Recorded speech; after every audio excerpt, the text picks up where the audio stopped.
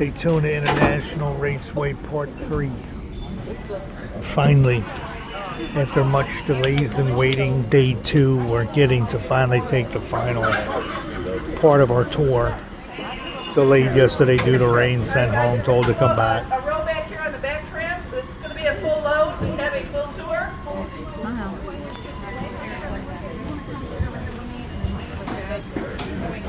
Son, wifey. I just realized too that this is the track where Dale Earnhardt had passed away. I didn't realize that. I didn't know that. But yeah, the Daytona 500 is where he was killed. That must have been a horrific, horrible day. You see, they take you on these giant golf carts and they drive you around the track. So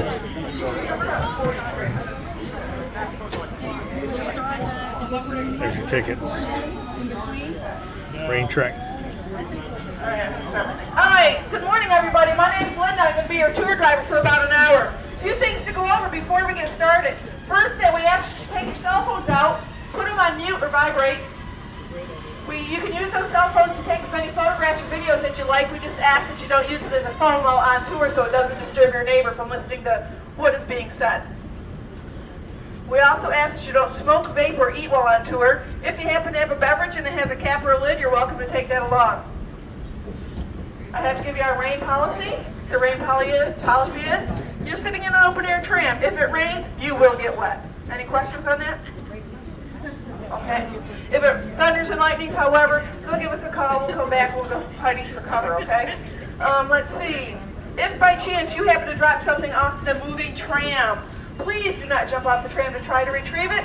That has been tried. It's not very successful. You're laughing. You tried it? If you do try that and you do get injured, we'll have a couple hours of paperwork to do, so I prefer not to do that today. If by chance you do drop that item, please make note of what it was and where it was, and we will send somebody out and look for it. We do have a pretty good recovery rate. We have found earrings. We found those things on the back of the phone. What are they? Pop sockets. We found those. We found lens cap covers and all that good stuff. So just don't test us on it, but we can have a pretty good recovery rate. The seats you chose are now your seats for the rest of the tour. We're going to make a couple of stops. When we make those stops, it makes loading the tram much easier if you just go back to the seat you came from, okay? I think that's it today. All right? We're good on short people going on? Only 9? Okay. So now I got to wait. I got a minute. I got a minute.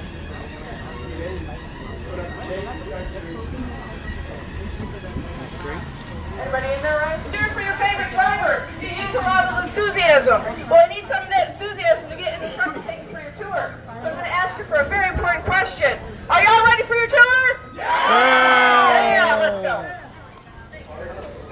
Man, they had to give us the Ford. They got the Chevy. Exciting time at the World Center of Racing in Rio, New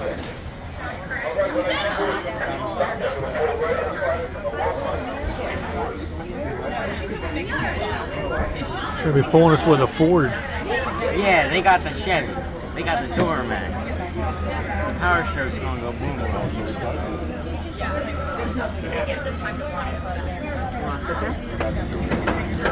Alright, we need to make sure the microphone's working. So if you hear, put a hand or two in the air, please.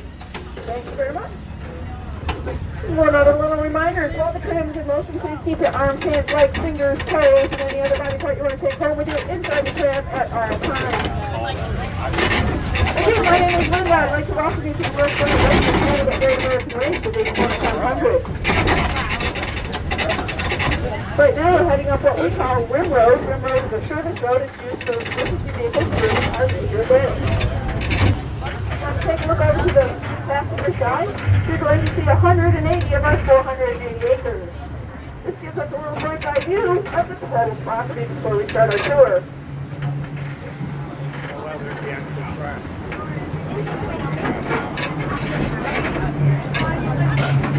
All the racing history for this area back in 1903, two gentlemen wanted to know who had the fastest horseless carriages. Those gentlemen's names were Lansing Old, he was on an Oldfield company, and the second gentleman was Alexander Whitten, founder of the Whitten Motor Coach Company. So they had those speed trials up here in Ormond Beach between 2 about 1935. Then they decided they wanted to move those speed cars out to a place called Bonneville Salt Flats. So in 1936, they didn't want to go without racing in this area. So they brought in those stock cars, and they used to be just right here in Daytona for those stock car races. A gentleman by the name of Bill France Sr., he joined that race that year. Mr. France only came in fifth that year, but he fell in love with racing, so he continued to race. Well, he continued to race until about 1943 when he felt those drivers weren't being treated very fairly, so he hung up his racing gear. And he started working on a governing body for those drivers. Well, he worked on a governing body in 1947 and he completed it just in time for the next race in 1948. And they raced down in Ponce Inlet. If you go down to Ponce Inlet, you can sit on that racing's north turn. And if you did, you'd be sitting at the north turn restaurant.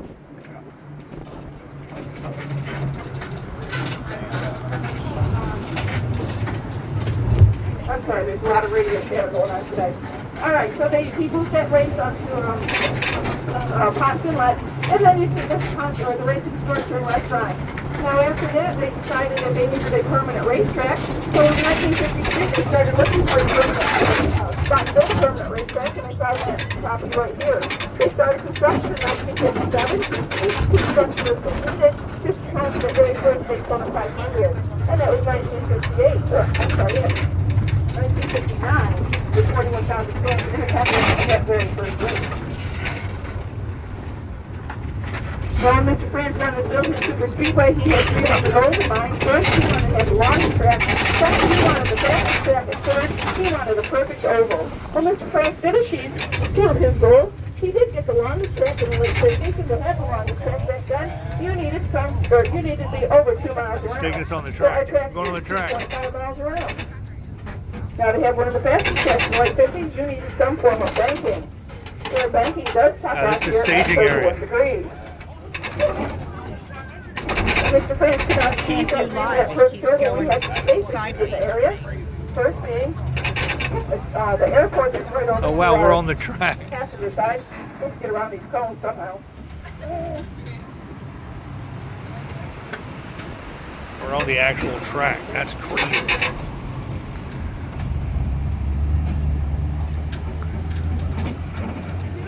That's wild. Aha, we did it. All right, so the first base issue is this airport over here on our backstretch, and then right behind turn 1 is a dog racing track that just belonged to us. So Mr. France put his thinking cap on. He's not thinking. He said if I put 3,200 feet for our turns 1, 2, 3, and 4, and then 3,000 feet for our backstretch and 3,800 feet for our front stretch, that would give me my 2.5 miles. And it would be a tri-oval. We'll see a time at the end of our tour what a tri-oval actually looks like. Now we're heading down our backstretch here, and we're going to come up on our steel structures on our driver side. It's right over here. That's where our backstretch bleachers used to be, but we did take them out. We did put them into our backstretch seating venue. So to follow this yellow line, we go all the way up to that turn, or we're going to follow this yellow line all the way up to the turn, to the banking. Oh wow, this is the turn that goes high up. The yellow line up to the wall, it's about 4 stories tall. It's going to go up If the you look wall. very closely, you'll see one of the dotted weight lines. They're now black. The dotted movement that's been on the track, they haven't repainted it. But that dotted line up to the wall is over 1 story tall. Imagine race station has where the wheels on the right side, and have 3 feet, 4x4, and the right side is going to get closer to that wall. That wall and take the barrier, the steel and foam reduction. So the target is pushing it. So it's going to bend in flux. It's going to give way to those sides like pyramids. And those sides like pyramids are going to put all that energy right to that concrete wall. We do hope that less damage to the tires, but more importantly, we do hope that less damage to the bodily injury. Wow, look at that. Cars are up there like that, dude. That's insane. That's a heck of an angle. They come around here. There's painting over there. We're going to get as close as we can. We're going to come over here. This is turn 2. We're going to come over to turn 1. We're going to get out. We're going to go and walk up the Turn a 1. little bit. It's going to be approximately 18 degrees that we walk up instead of the 31 because it is pretty steep. Let's just take a look at the infield wall. We can put that safety barrier on the infield wall as well. and those boxes on the wall. We'll talk about those boxes a little bit later, but this way you can see both sides of the boxes.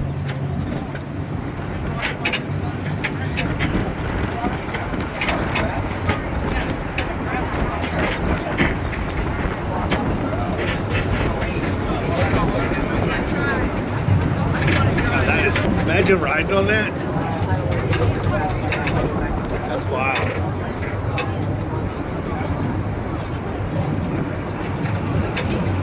Here comes the stand. Imagine riding on that. You know how weird that must feel? That's where they race, up there. Now this is where they stage. Stop up here when I come up to a complete stop. You're welcome to exit the tram on the driver's side, and you can walk up to that safer barrier. At this point, the safer barrier, or this part of the track, is banked at about 18 degrees. I'm going to ask that you actually stay between the tram, end of the tram, and the beginning of the truck, and not go any farther behind the tram. All right, you're welcome to exit the tram.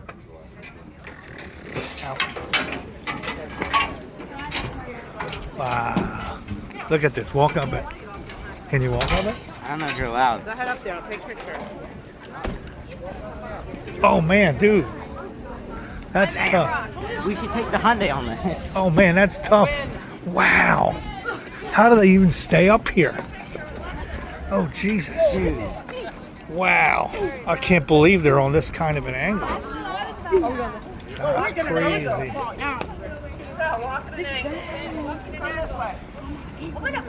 Wow. They actually ride on this. That is crazy. How did the dog get up? I don't know.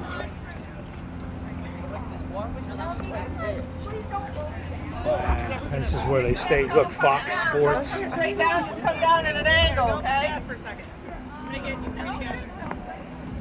That's wild. Can't get up here, Cindy?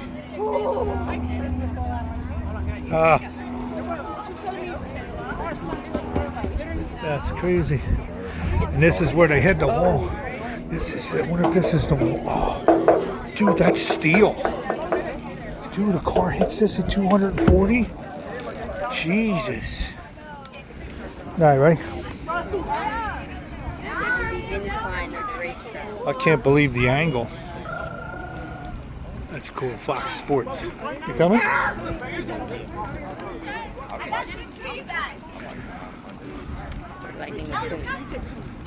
That's cool. Wow, that's, I can't believe how steep that is. And the cars actually ride on that. Wow. 230, right? Now this is where Earnhardt passed, right? At this track, yes. That's tough. That's all steel up there. It's steel tubing, and then there's the styrofoam pyramids and the concrete wall. And they've been known to hit them. Yep. Oh man, Jesus. Down on the tram, we got lots of speed today. Oh, I'm sorry. Let me jump out. Let you slide in there. Yep. Yeah.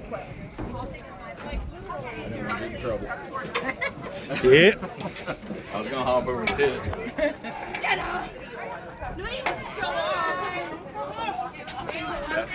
That's wild here.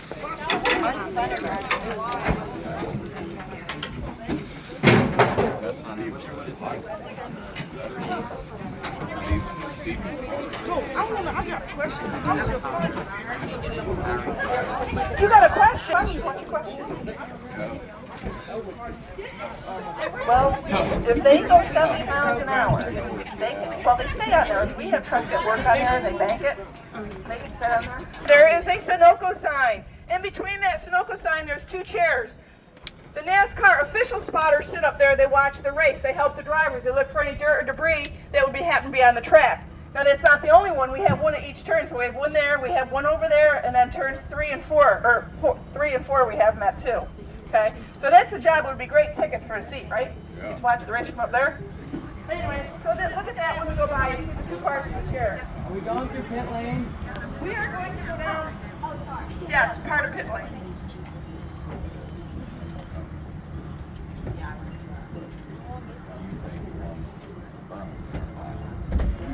Here, hold this while I get a picture, please. Wow, imagine sitting up there in that sign. Picture when we go through. Imagine sitting up there watching the race. Imagine if you were in there, right? Dale Earnhardt was on the track. There's a seat in it. Oh yeah, there's a chair. There's two chairs. The driver's side, you're going to see our newly renovated $400 million seating venue. $400 million. 13, we created a project, we called it Project Daytona Rising. We completed Daytona Rising in 2016. What we did during that construction was completed from the back stretch, incorporated them into the front stretch seating venue. We added that top section all the way across. And we added one fan gate here on the west end. That makes our venue 15.5 stories tall and 0.8 of a mile long. But what might stick out the most right now are those multicolored seats. That's an old TV trick. They do it to make it look as if those seats are filled. Well, here at Daytona International Speedway for the Great American Race, the Daytona 500, we're not really worried about that. Normally we fill all 101,500 seats. Sounds like an awful lot of seats, but we still have more room. We sell standing room tickets and suite tickets, so we can accommodate roughly 150,000 people on that side of the venue. 150.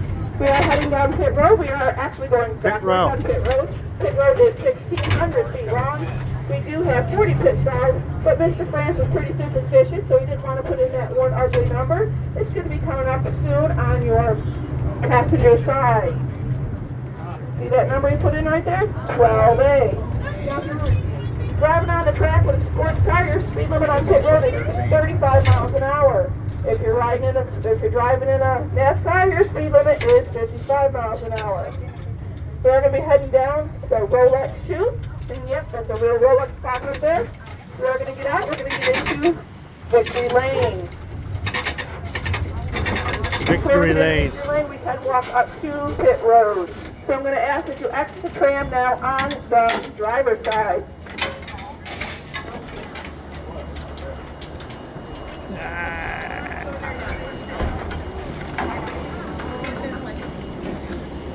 This way, pit road first. We're gonna go in there in a minute.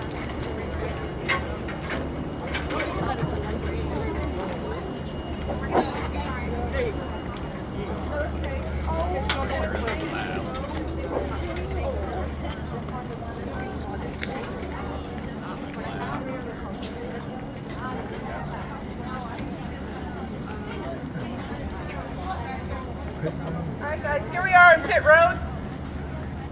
This part of the wall, from this side of the wall over, that is where they set up all their maintenance stuff, all their equipment that they have. And then what they do is they go from, what do I need? Oh. You want to come in, Jim? It's going to be a minute, Jim. Alright, so from on the other side of the wall where he parked that van, that's where the cars come in. There's a box up there. And we'll see the box when we get up to the seating area and how big the box is where they come in to drive the cars to get in. They do all their maintenance here, and then they jump back on the other side of the wall, and then they wait for them to come back in again. Now, if you look over there, we can't get up to it, but it's black now. It's not checkered anymore. The start-finish line, and above that is the starter stand, okay? So that start-finish line is not flat. It's banked at 18 degrees, and that's normally where we let you off to walk up to the safer barrier. But because we're working on the painting today, we couldn't get over there. They didn't want anybody to, because we let you sign it, but they don't want anybody to sign it because we're painting it. So, all right, we're gonna go into Victory Lane. We're going into Victory Lane.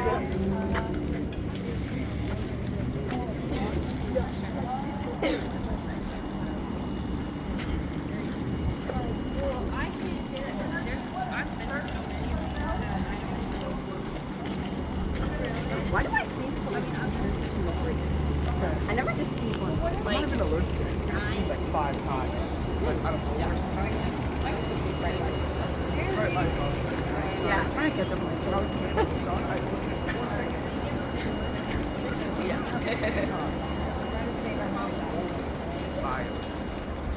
What is it?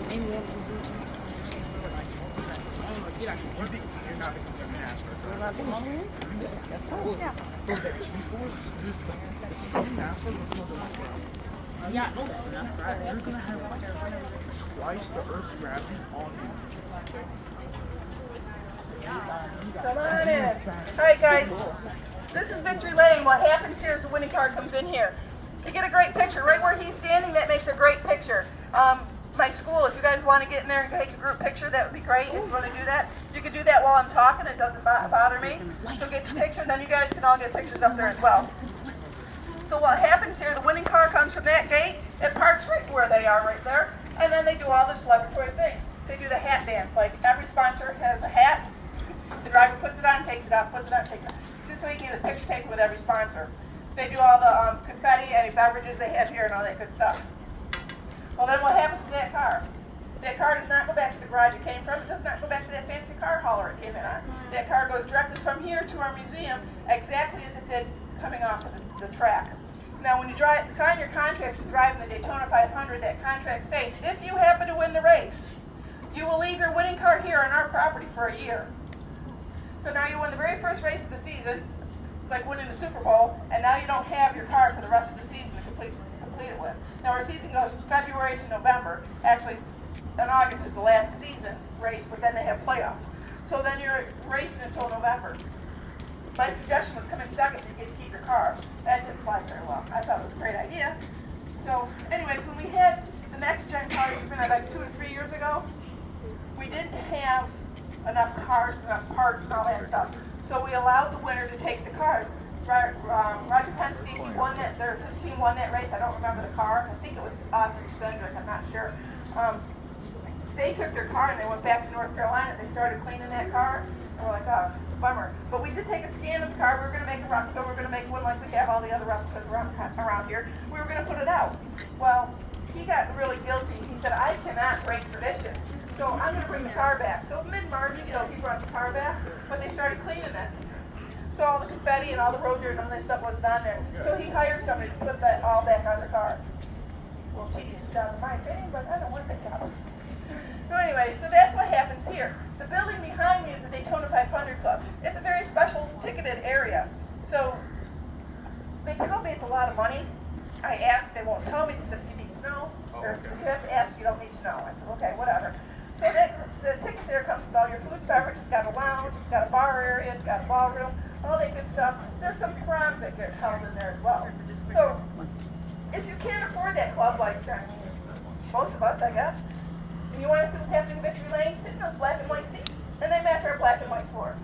It's on purpose, so if you sit there, you can see what's happening here. That's called the Triangle Club, and those tickets are slightly more expensive than the regular multicolored seats. Not that much more, but you can afford it. If you can afford the high-level seat, you can afford that seat. So that's what happens here. Look off to the building behind it over there. On top of that railing, you see that railing? That is where the NASCAR team spotters sit or watch the race. So every team has a spotter. What that spotter's job is to tell the driver what's